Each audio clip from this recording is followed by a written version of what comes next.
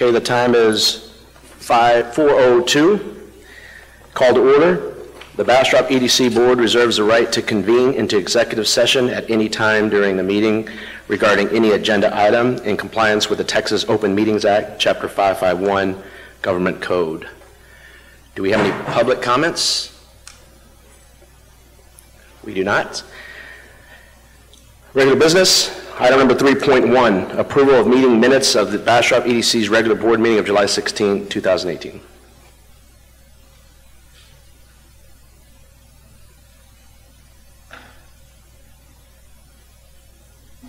Move to approve minutes.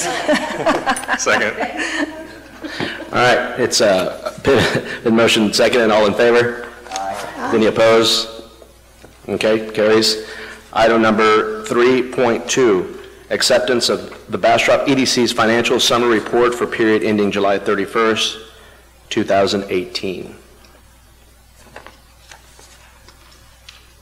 Well, that came up a little quicker than I anticipated. I'm sorry, that's okay, I threw a wrinkle into that, so thanks for being flexible.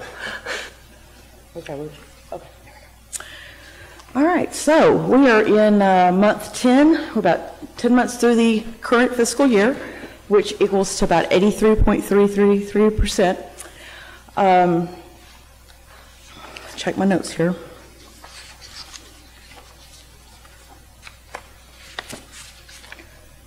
Okay, this chart shows the revenues over expenses, and if you look at it, it shows that revenue is really over expenses, and there's a reason for that. In July, we received the $1.25 million bond fund, so it kind of skews the data. Just letting you know.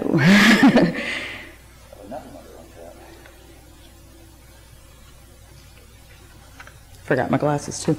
Okay, so we continue to see strong increases in sales tax collections each month. For July, we forecasted 165,713. I'll hold. Get my glasses.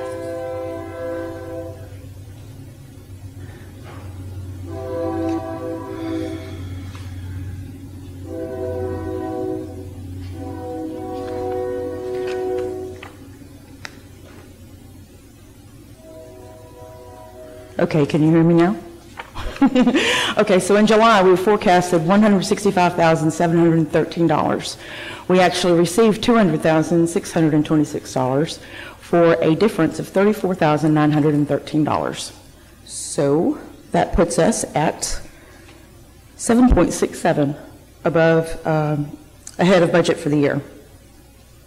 I got a comment from Kevin here, just real quick. And with Tracy not being here, maybe we can ask the question, do we have to put it as revenue, or can, on the 1.2 million for the bond issuance, or is there another, I'm just curious, does it have to be in cash received? Financial activities instead of revenue? I think she has to receive it and then she has to move it to a different account. I think because it has to be done decently and in order, but I think you have to recognize it as receipt and then it gets moved to a project fund, so it doesn't, then it won't show up. That's exactly the way she explained it to me. Okay, thank you. Okay, so. Okay, the EDC is 6.23% below forecasted expenditures for the year. This page shows where we are under capital outlay projects, such as the Agnes Street Extension project. So far, most of those are engineering costs that you're looking at. This is a summary of the EDC's operating fund balance. I think this stays the same throughout the year, so I'm not going to dwell on it too much. It's a snapshot. And there is the chart that shows the total debt obligation, which includes the 2018 bond fund.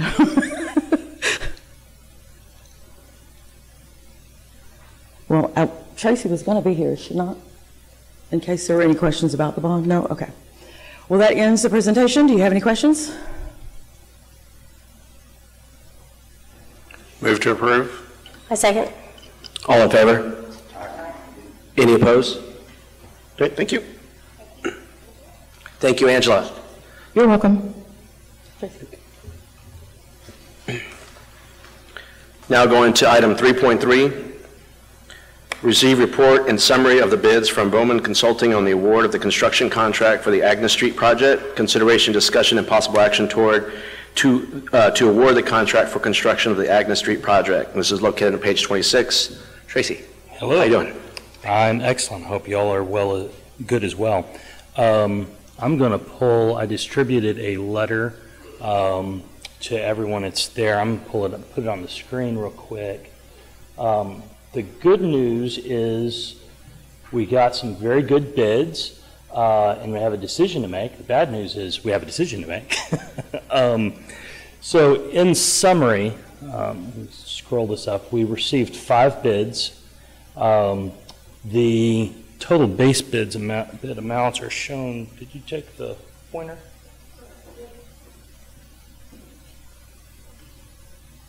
The red button, the pointer? The total base bid amount for all 5 bidders is shown in this row. The lowest total of the base bid amount was C.C. Carlton at $1,071,000 and a little bit. We bid a couple of alternates as we were discussing those with the city engineer. The first one, which was alternate A2A on the bid forms provided by the bidders, has been approved by the city engineer. There's no reason not to accept that alternate. So including those alternates, C.C. Carlton is still the apparent low bidder at bid opening of $1,033,124.20. Loudon Excavating provided a additional alternate that they volunteered that they thought saved money on the project for changing out a vegetation material in the center channel of the median to save money. That's totally the EDC's option if they want to elect that alternate. That saves us $16,871 and makes Loudon Excavating approximately $2,000 less than C.C. Carlton's bid amount. To make something a little more complicated, with these bids who are within $2,000 of each other, there are 2 more alternates that I have in front of the city engineer for him to approve that have not been approved yet. If both of those are approved, C.C. Carlton's number drops to $986,000 and Loudon's at $1,003,000. The EDC has a couple of things I want to explain. One, you're not obligated to select the lowest bidder. You're able to select based upon the best value, and that brings into a combination of things. All 5 of these bidders are supremely qualified. They've done this type of work before, and I've worked with all of them personally before, except for Liberty Construction. They're a fairly newer company. They're on the higher end of those bids. I don't think they're amongst the ones that we're going to consider this evening. Loudon also offered to absorb the cost of their performance and payment bond and their maintenance bond into their general overhead cost. Which would make them $3,000 lower than C.C. Carlton in the event all of these other 2 alternates are accepted. So what we have is 2 different contractors that within all the different combinations of alternates are within $2,000 or $3,000 of each other. I'll tell you the benefits of both. C.C. Carlton is a larger contractor, although they both are of sufficient size to do projects like this, and both have done projects in excess of $10 million. C.C. Carlton is a little bit larger. Loudon Excavating would self-perform all of this work except for the asphalt and striping. C.C. Carlton performs their civil site work in combination of self-perform and subcontractors. There is a note on my letter at the very bottom about a possible error in C.C. Carlton's alternate A2B. I did talk to them on the phone on the way over here, and that number is correct, the $31,000 right there, so that total is correct. That said, I think the EDC has 2 great choices to go with. It's within $2,000 one way or the other between the 2 of them. Okay, so can I ask some nerdy questions? Because I just got this and so I apologize if No, it's no in here problem. I was somewhere. writing this morning because I was talking to the bidders over the weekend. So what's the alternate pipe material? The alternate pipe material is going from RCP pipe to ADS HP. That's a high-density polyethylene pipe. Okay. And I'm real surprised that Austin Engineering's only $1,500 for the alternate pipe. And I know it's just how they bid it, but we're sure that everybody understood what the alternate was? It was very clear in the description, even if their alternate for that was in the same range of $33,000 as the other, they're at $1.3 million. Yeah. They're busy. high across the Clearly, board. they're busy. Yeah. So and then on the alternate 3, have you had an opportunity to talk to the city engineer? What I'm concerned about is maintenance. Because that vegetation, that sounds great, but it doesn't mow itself. Well, and what this item was river gravel in the center median and vegetation on both sides. So there's That's no how it was bid, or that's the alternate they bid? That's how it was bid. Yes. And so what this does, there's grass there in either scenario. It's just the width of grass you're having to mow. Okay. But, so that's an alternate that Loudon chose to bid, and the reality is, we don't have a price from everybody else anyway. No, we don't. If you take that same item, and one of the things I did is I asked all the bidders for, hey, do you have idea, if you see anything in here that you think is superfluous and want to save money, I wanted to encourage that kind. Loudon was the only company that came up with any ideas there. If you take that item in the bids, D&T's price for the rock was $16,000, Liberty was $7,000, Austin Engineering was $9,100, CC Carlton was $5,500. So potentially if you went back to CC Carlton and asked for the same substitution, you'd be in the range of about $5,000. Okay, and then can you also go over the alternate A1B and A2B? Because I'm sorry, I'm sure it's in here, I apologize. A1B and A2B both have to do with reducing a pipe size.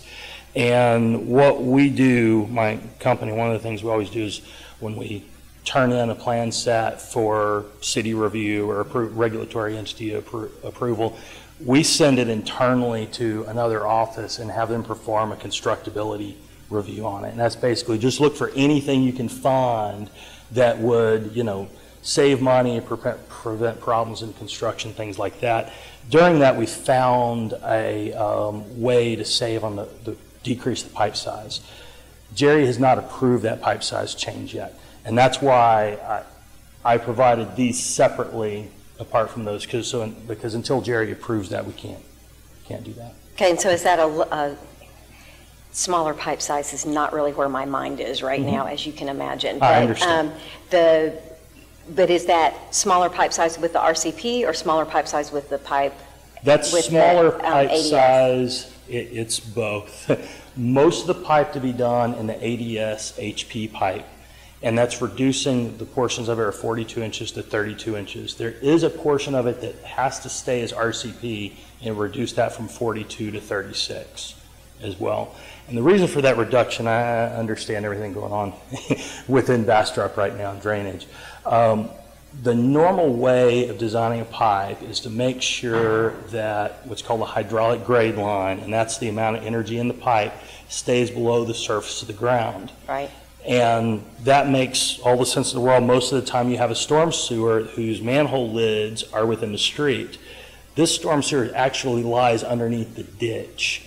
And so having the HGL, a hydraulic grade line of the pipe be in the ditch means you're actually carrying the water in the ditch rather than in the street. And so that's where the over-design came from, and that's the reason it's possible to reduce it a pipe size. Okay, but the bottom line is that's submitted to the city engineer, but it hasn't not yet been approved. Correct. Okay, and I understand the logic of Right. that. That makes good sense. And that's why it's really my recommendation today. I wanted the EDC to see this. It's really this row, one of these two rows right here that we want to be thinking about and considering If the city approves that alternate, then the EDC can accept it if they want to, but it's not accepted yet. Because this is still based on the older coefficients and the old FEMA data and all that kind of good stuff, right? Because that's what was in existence when you guys did the design. Correct. Okay. I will say that even with that reduced pipe size, that all this water is going to stay inside the right of way. Yeah. Okay. We're talking about a few inches difference delta inside the ditch. Fair enough. Fair enough. Okay, So, done with that. just for some clarity, so if the EDC chose to make a decision today, and let's assume they chose either Loudon or CC, we are going to be looking at pretty much the grand total. Now, if we chose to go with the alternative of the channel, then it would, for Loudon, it would change to that second number. Yes. And only if the city approved the two changes and we chose to accept those changes, then those numbers would change to the bottom, correct? Yes. Okay. Yes. All right, my question, where is Loudon located and where is Carlton located? Are they local companies? Are they out of state? Yeah, they're both companies that have a large reach across central Texas. Loudon is headquartered in Kyle, and CC Carlton, they may have multiple offices. One of their offices is located between Westlake and Bee Cave in West Austin. Okay.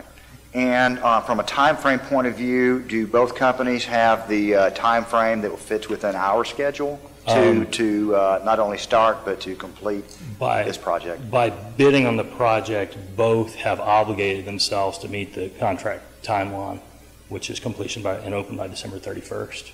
Okay.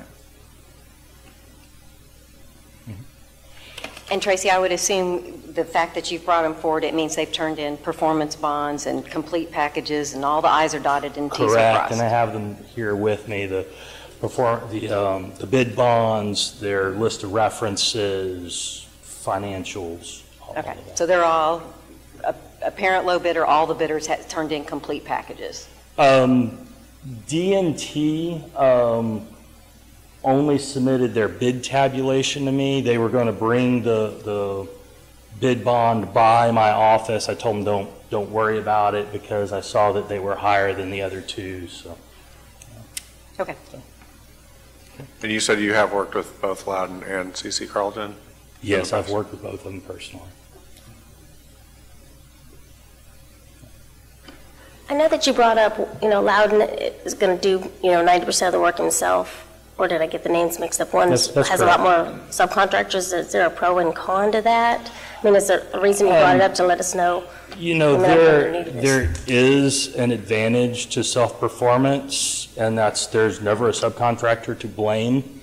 It makes it a little easier when we're working with a contractor and something happens in the field and we have to deal with a change order that, and I've dealt with Loudon on this front several times before and gone, yeah, I understand you had to do that. That was a little more, but this thing over here, we let that go too, so that's all a wash, and we're just going to keep going, right?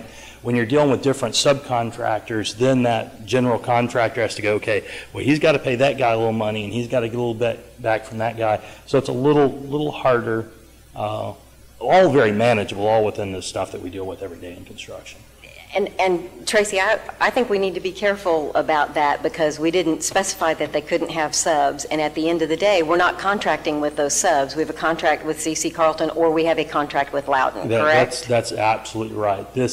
It's an advantage of being able to work based upon best value, though, rather than lowest prices. You can consider those things if you will. And the contractor will tell you they use subs because they have the more strength in the crews that go and do the same thing, and that's why, because clearly if they were marking it up too much, they wouldn't be the low bidder. So it's really and truly kind of a wash. Right. But I just want us to be careful because if we didn't want subs, we needed to have said, no, you have to self-perform the work. Yeah, no. Yeah. But I understand from Tracy's standpoint, it's one phone call and he's done, and it's not I got to make a couple calls and I'll call you back. And I never hear, oh, my sub walked off the job because they didn't get paid on another job over here or something. Self-performance. But if we were to choose CC Carlton, that's the tell me about the waves, bring in the boat, right? I don't care, not our problem. Exactly. Get it done. Like I said, I've worked with them personally. I've not had a problem. So you don't. from a recommendation standpoint, you're saying that Loudon and C.C. Carlton are both competent contractors? Yes. Okay. And you're saying that Loudon's $1,000,003 on the very bottom, that they will, when did they offer up that they would roll in the performance bond that would lower it? I received a phone call on Friday from them that said that they would roll in the payments performance bond and the maintenance bond, and those two items total. Before or after the bids were open? That was after the bids were open that they made that offer. Those two items total $21,080.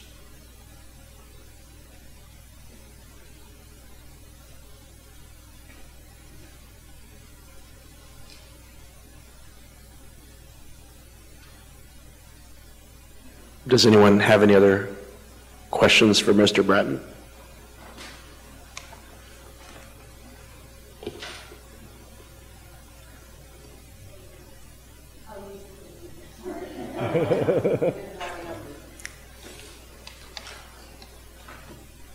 I mean, do we want to have a discussion? I mean, yep. I guess one thing, since that's in my background, is negotiations and contracts. I'd like to understand, I'm sure that you have some kind of write-up or bio on the different companies that tells us here that may not be as familiar with those companies that, like you are, there's some kind of a write-up that tells us the history of these folks, what kind of projects they've worked on, and things like that. I mean, is there a need to have discussion in executive session to talk about pros and cons of either one of these, or have you guys already have experience with them? Tracy, I don't know what you would tell us in executive session that you haven't already told us now. Is that correct?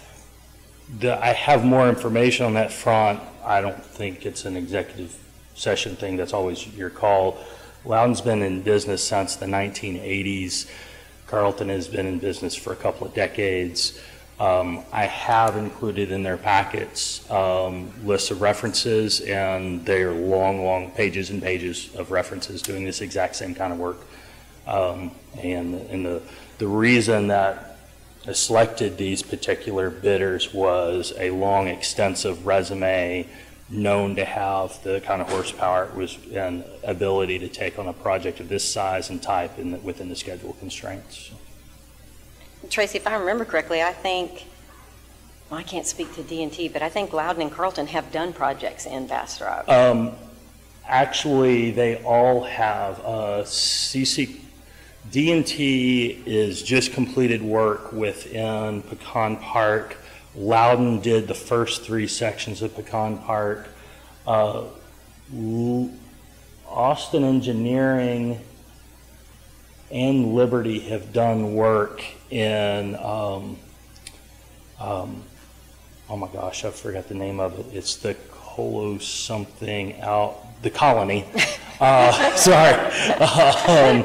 And C.C. Carlton has done, I don't remember which one, but yeah, they've, again, all 5 done projects within the last 18 months or are currently working in the greater Bastrop area. Yeah, and I appreciate you doing that selection before you sent the bids out so that we know that we've got good, competent contractors. Yes. And just, Tracy and I have had conversations about other contractors, just so the board knows about that we're inquiring that, and so he has done that selection process, and I can tell you through our conversations that it's open to everybody, right? But also he had a very strict procedure as far as benchmarking of what they had to adhere to.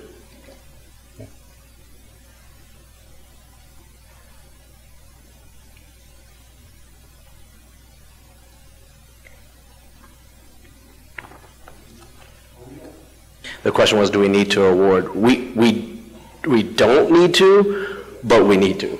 We don't have to, but we need to get Agnes built. Yes. The best way to get it built is to award the contract.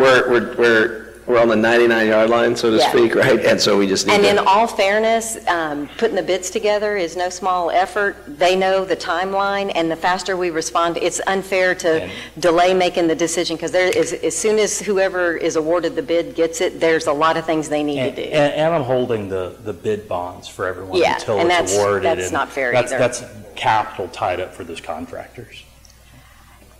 I know you guys are looking at me, and man, as I'm wearing the double hats, but That's here's why where I said am. It's unfortunate. We have a decision to make, and it's a good thing to have a decision. Yeah, so I've been in the room when they're opening the bid, and I've had my heart drop because I thought I was the only one that bid 47 pages and everybody else had fewer, I've been on the, oh my gosh, that was a waste of time, I'm too high, and I've been where the first bid that they opened and it was so low, I thought I was going to lose my lunch. So I've been in the room when this was going.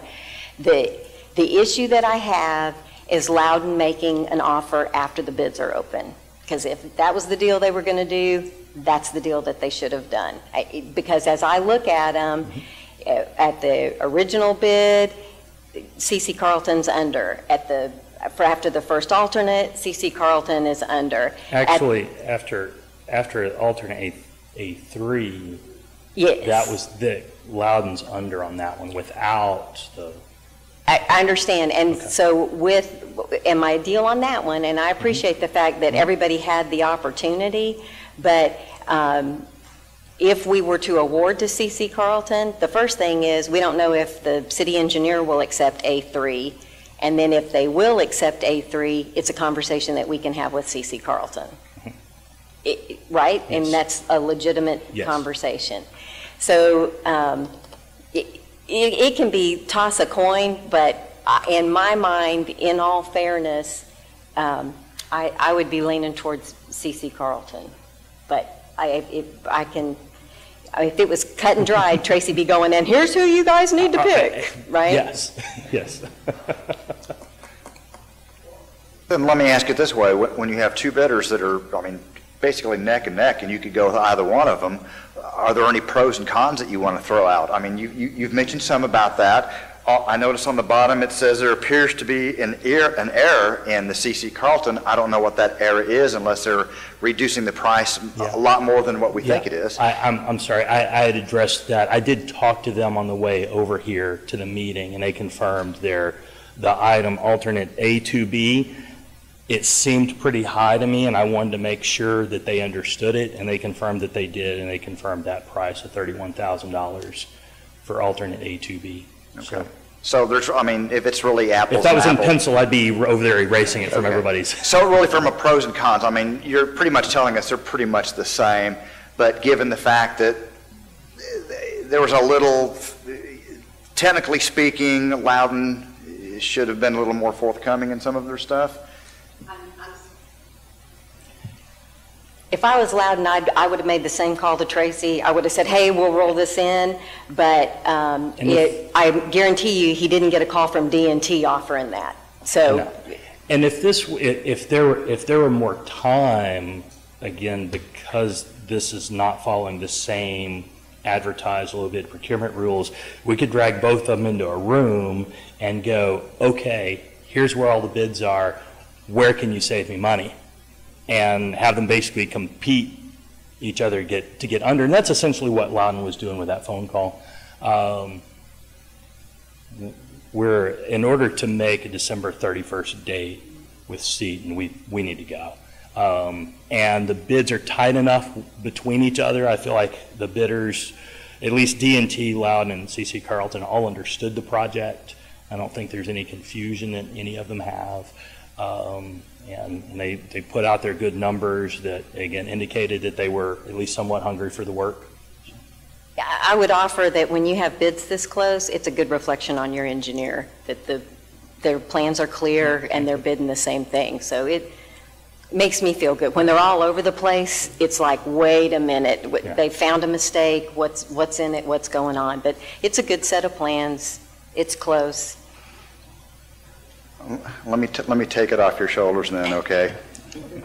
I make a motion that we go ahead and award the contract to to CC Carlton based on the information, unless a motion is not required. A motion is required. Can you go ahead and make that motion and go ahead and assign, that's okay, go ahead and assign someone to execute the contract as well? Yes, I move to award the Agnes Street project to CC Carlton and to authorize CC Carlton to execute the contract and other documents as necessary and I further authorize Tracy Bratton to send a notice to proceed to the selected contractor. Within where you plugged in CC Carlton right there, we need a representative of the EDC to sign on behalf of the EDC. Yes, we need another motion with the correct authorization of someone from the board to sign.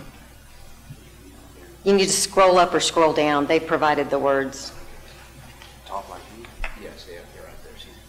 Got it. Okay, let me redo that then. I move to award the Agnes Street project to CC Carlton and to authorize our chairman, Kim Chavez, to execute the contract and other documents as necessary. And I further authorize Tracy Bratton to send a notice to proceed to the selected contract. Second. And discussion item, Tracy, we don't have to mention within the motion that you'll be working with the city engineer regarding approvals to know which you're going with, right? No. Okay. And I would also think that you would have the conversation with them. I would have a conversation with Jerry about the channel re-veg and see if Yes. Carlton give us any money back on that. I had been talking with Trey about the grass versus the rock already. Okay. So. It needs to be a conversation. Yeah. Honestly, it's a long-term maintenance issue. So if we're saving money now, but we're costing the citizens later, so we just need to make sure we make the right decision, and I'm confident that the city engineer can give us a good recommendation. Okay. It's been moved and seconded. All in favor? Aye. Any opposed? Motion carries. Tracy, thank you. No problem.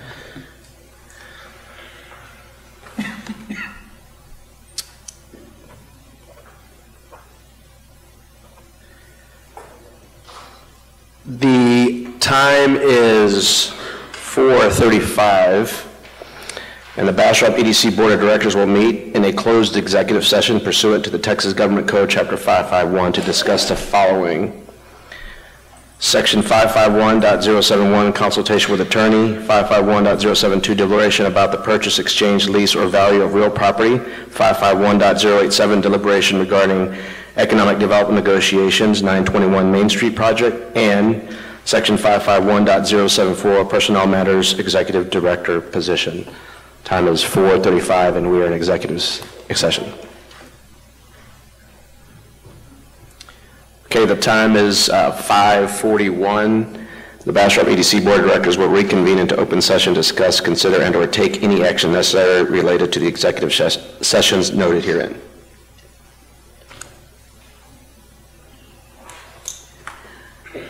Move to authorize that Cam Chavez will offer an employment contract to the selected candidate for the BEDC Executive Director position. Second. It's been moved and seconded. All in favor? Aye. Any opposed? Thank you. First, I want to thank everyone on the board, community members, and staff for their support in this endeavor, and also want to personally thank Ms. Catherine and Mr. Ron for their due diligence in the process of this. So it's been a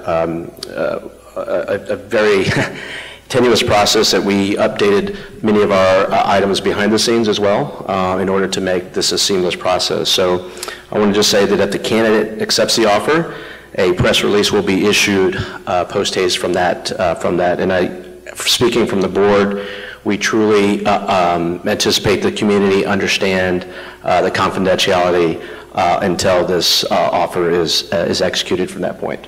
So everyone, thank you for that. So we'll go on to item 3.4. Before we go on, I'm going to unfortunately have to step out. Wasn't even supposed to be here today, so thank goodness I was here for most of it. So I'm not going to announce this. I'll let Vice Chair Kevin Plunkett, who's going to take over the meeting from here. So, Kevin, it's all yours. Thank you, Cam. Now we're going to 3.4, receive a briefing on the status of reviewing and updating the city's regulatory program, including new development codes, drainage improvements, capital improvements, plans, uniformity of permit process, and limited temporary moratorium on the processing of certain permits, authorizations, and approvals. And so I think that's me, and I think we don't have, I didn't put together a slideshow for this at all. I'm hoping, board, that you have seen the press releases and some of the news coverage. The initiative is called Building Bastrop. I spoke at the Commissioner's Court earlier this morning. A couple of things just for if there's anyone in the community that is not up to speed. Last Tuesday on August 15th, 14th, my days are a blur right now. Last Tuesday, the council unanimously approved 2 emergency ordinances. The first ordinance was a temporary 90-day development moratorium, and the second ordinance was an emergency drainage ordinance. Both of the ordinances are posted on the city's website. The initiative is called Building Bastrop. We are working on updating all of our land use regulations, but I want to make sure that folks are aware there are 2 types of abilities for folks to move forward, for development projects to move forward. There are exemptions, and there are 3 subsets of exceptions that staff can approve. One is no impact, where it just it's not increasing the density, it's not increasing impervious cover, it doesn't have anything to do with drainage, then those permits get to rock and roll. The second is ongoing permits. If the permits have already been issued, if the project's well underway, then that is not stopped. The biggest example and questions that we have been getting regarding that type of exception is house building permits behind Walmart in Pecan Park, where they've already built the construction, the road, all of the infrastructure is in place, all of the utilities are in place. We've assured the builder that they can keep pulling those housing permits, and all of that will keep going. The third type of exception is defined in the Texas Constitution, and it is regarding grandfathered and vested rights. We are not opposing the Texas Constitution. We are following folks that have legal vested grandfathered plats. Yes, we understand that and acknowledge that. The second way that a project can keep going is through an exemption process. Only council can approve exemptions. If someone files for an exception and staff says no, if staff's not able to work something out with them, they have the ability to come to council from a policy standpoint to say, well, staff said no, and here's why they're saying no, and here's why we think you should say yes. There are also exemptions, and they allow for plan development. It depends on where you are with which vehicle that you use. You may use a plan development. You may use alternative methods. We are also required by state law to allow a waiver if someone wants to pay for all of the infrastructure out of their own pocket in advance. We are happy. We must allow them to do that. But the exemption process, one of the first times that council will review exemptions is this coming Thursday. And our intention is to have a standing agenda item on all of the council meeting agendas that we will review exemptions. It will be fairly generic verbiage, and the intent of that, an example is our next regularly scheduled council meeting is August 28th. I turned in my mayor's report last Friday because there's a lot of things that have to happen for that to be in the packet. We do not want to put an undue burden on engineers and developers that are trying to get their paperwork in for an exemption. So because it is an emergency process, there will be a generic agenda item of exemptions that we need to consider, and then staff will be able to bring any exemption that's come to them right up and through that afternoon, anything that they've got the paperwork. Does that make sense? So it won't be all the details won't be in the packet, but the details will be presented before council makes a decision. And we are doing that in efforts to try to streamline that process so we're not delaying people. The other thing that we will be doing is exceptions and exemptions. If there's generically, look, the way the ordinance is written, we can't say yes, but council's saying yes all the time, and we need to make some adjustment to the ordinance, then we will be doing that as a part of the exemption, and we will write a fairly generic exemption so that people know if they too are under that particular tent, that it's automatically approved, for lack of a better term. As the exceptions and exemptions are defined and are approved by either staff or council, they'll be posted on the website. What we didn't want is to be in a position where somebody had to keep calling staff and make, double check, and, well, the city manager said yes, but I don't have it here, and do I have to talk to someone? So it'll be published so that we're trying to be as transparent as we can, and as the projects that turn in, I know we've got some engineers that are working on turning in the required drainage information so that their project can move forward out of the emergency drainage ordinance, and we will have all of that posted so that there's clarity amongst the developers, amongst the home builders, and amongst the community. So that's pretty much my last week in a 5-minute nutshell, but I'm happy to answer any questions that this board should have. You are, as a board and as citizens, you are more than welcome to come and participate in the meeting on Thursday. We have a budget meeting tonight and a budget meeting tomorrow night, but the meeting on Thursday is specifically addressing the 2 ordinances that we approved, and I think it's posted by now. I think they were trying to get it posted this afternoon, but we're doing the best we can to address all of the issues and make sure that folks have clarity about what's going on. And then I think you guys were aware the planning and zoning had, along with our planning staff, had started working on our subdivision ordinance. And one of the things that became abundantly clear is that you can't do things in isolation. So this building Bastrop, you'll hear me in some of the interviews and in the press release talking about the holistic approach of all of our land use regulations. So that's the point of cleaning up zoning, cleaning up subdivision, cleaning up sign ordinances. So, happy to answer any questions. Thank you very much. I don't want to pin you down or anything, but do you feel like the 90 days is going to be, or what are your thoughts on that? So there have been several folks that have said what you've lined out to do is fairly aggressive. It's a pretty big goal to try to do in the 90 days. I can assure you that we have already hit the ground running and we're doing all that we can. There's a possibility that we would be extending that. And I don't know what council will approve, and we don't know now what we will know in 85 days. My gut feel is that there will be some amendments along the way, and so of some of the things that we may have to extend, I expect it will have a slightly different tone than what we have right now, but we're working as hard as we can to get it done and to be reasonable and fair. Some of you may have heard me say it's not a moratorium on development, it's a moratorium on development that causes drainage issues. And there's some regional drainage that is actually a benefit to some of the developers if we can get our arms around that.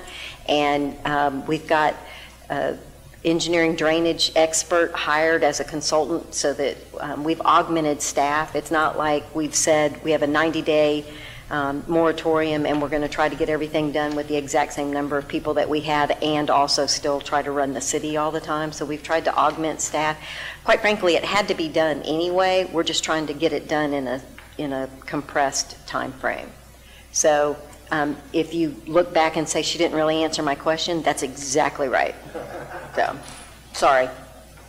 I totally understand. Thank you, Mayor. Now on to 3.5, consideration, discussion, and possible action regarding the BEDC's proposed budget for fiscal 18-19, including but not limited to action to modify the proposed budget. Well, I don't know about you guys, but this is a moment I've been waiting for months to pass this budget so that we can get it to the City Council and get their approval. The final version of it is in your packets, and it was also in your Dropbox files last week. As before, any changes made after you saw it at the last board meeting are highlighted in yellow so that you can easily find them. I also included some notes on each page to better explain any differences that you may see. Most of the changes were a result of us double-checking certain amounts that we found, formulas that might have been off by a bit, things like that. And we also now have a better grasp of how much money we're going to roll forward for the capital improvement projects. And I was hoping Tracy Waldron would be here by now, but I guess it's up to me. There's been a request from the city to earmark a certain amount of funds originally budgeted for the downtown trail project. Since it appears the EDC will be receiving $615,000 in grant funds for that project, we anticipate having quite a bit of the original budget amount left over. And that's where I say let Tracy speak. The thinking is that they applied for a CAMPO grant on our behalf. They received the CAMPO grant, and they are administering it for us. So those are funds that we already had earmarked for a trail, and they're asking if we would consider partnering with the city next year on another trail. And Sam was okay with it, but he did suggest I leave it very open. That paperwork, no details have been received at this time. There's no paperwork that we could pass. It's basically just a slot with an that's what it's there for. The way I read it in the budget was it's an unidentified project. If they come up with a project, they have to come back, and this board has to say it's a project we like before those funds can be expended. That is correct. We would have to have the proper resolution, making sure our attorney here tells us that it's a legal, that it's a project that we can legally fund. How about that? And then we have a budget amendment and all that stuff. Well, we might not have to have a budget amendment since it's earmarked for that purpose. It just depends on how it, reads when we get it. So with that said, if you have any questions, I can definitely go through the highlights. So this is along the lines of what y'all were talking about earlier. Sean suggested on his last pass-through that we deduct or we remove the $1.2 million in bond to keep it from looking so skewed. And Tracy Waldron agreed with that. That's just a difference. When you do some changes in the rest of the math, it ends up making that difference. So I highlighted it anyway. And that's where Tracy Waldron wanted to show that we were receiving grant funds in the amount of $615,000. I also zeroed out the anticipated funds we were going to receive by selling land to Granite and Stone, since that does not look like it's going to happen this fiscal year.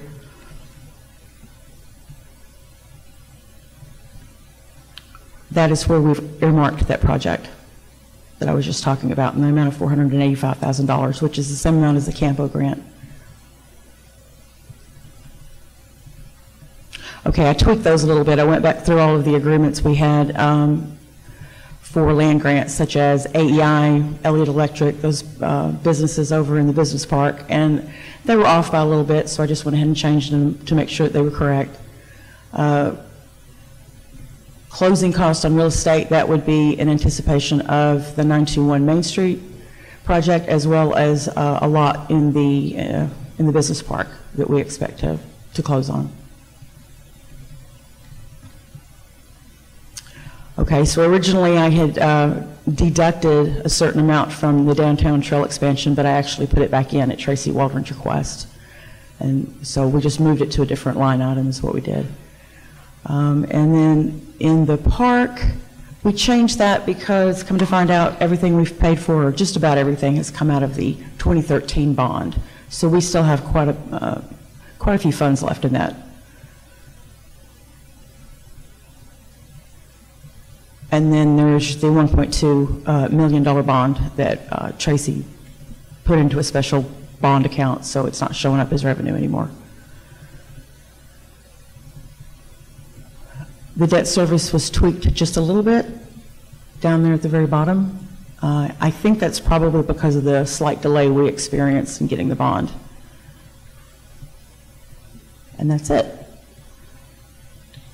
These are the cover memos y'all saw last time. They haven't changed a whole lot, just enough to reflect the changes the last few changes that we made. All right, do we have any discussion on the budget? So since we know that we are extending an offer to an executive director, and I know we have to approve the budget, it seems to me that it balances out to the number that the city has said that we're expecting to collect for EDC funds. I'm fine with approving it, but I think along with that, we should know as a board that there might have to be a little grace with the new executive director, and they need a place to start, but I would hope that this board would consider a little bit of grace as a new person comes in and looks around. They may want to move things from one line item to another, and I think it's hard for us to predict that at this time. But there's a part of me that knows, yes, it balances, yes, it's approved, but I fully expect that there might be some tweaks. And it sounds like looks like you guys are agreeing there may be some once there's a new executive director.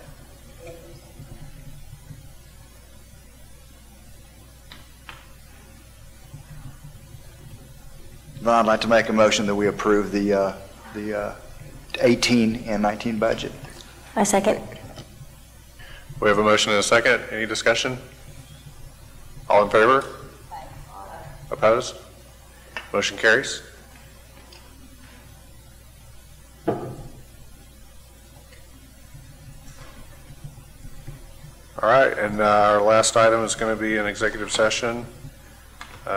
So we're going to go, Bastrop EDC Board of Directors will meet in closed executive session pursuant to Texas Government Code, Chapter 551, to discuss the following.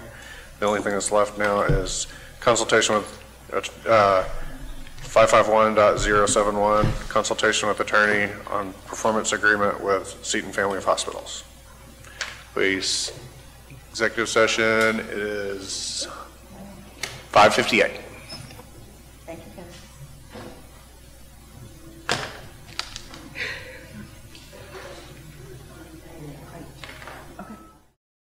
Time is now 6:13, and we're back in open session.